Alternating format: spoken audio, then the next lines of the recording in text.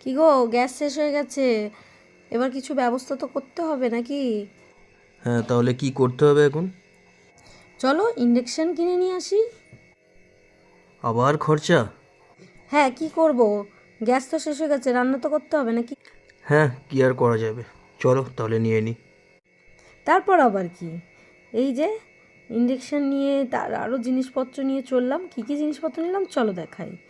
এটা হচ্ছে কড়াই, যেটা ইন্ডাকশানের উপরে বসিয়ে রান্না করব, কারণ আমার কাছে আছে, কিন্তু সেটা শিওরভাবে হবে কি না সেটা তো আমি শিওর ছিলাম না, যার জন্য আমাকে এটাও কিনতে হলো।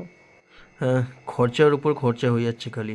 একেই মাসের শেষ, তার উপর আবার গ্যাসটাও শেষ হয়ে গেল।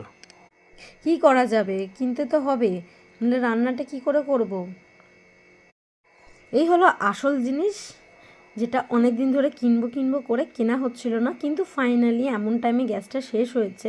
আর এখন এমনই চলছে, গ্যাসও দেরি করে আসছে, কিছু করার নেই। তো ফাইনালি এটা কিনতেই হলো। তো কিনে নিয়ে চলে এসেছি, তার জন্য কতদিন ধরে ভেবেছিলাম এটা কিনবো কিনবো, ফাইনালি হলো তাহলে। তার সাথে একটা খুন্তি কেনা হলো, তো আমার তো কেনা হলো, তোমাদের কার কার হলো?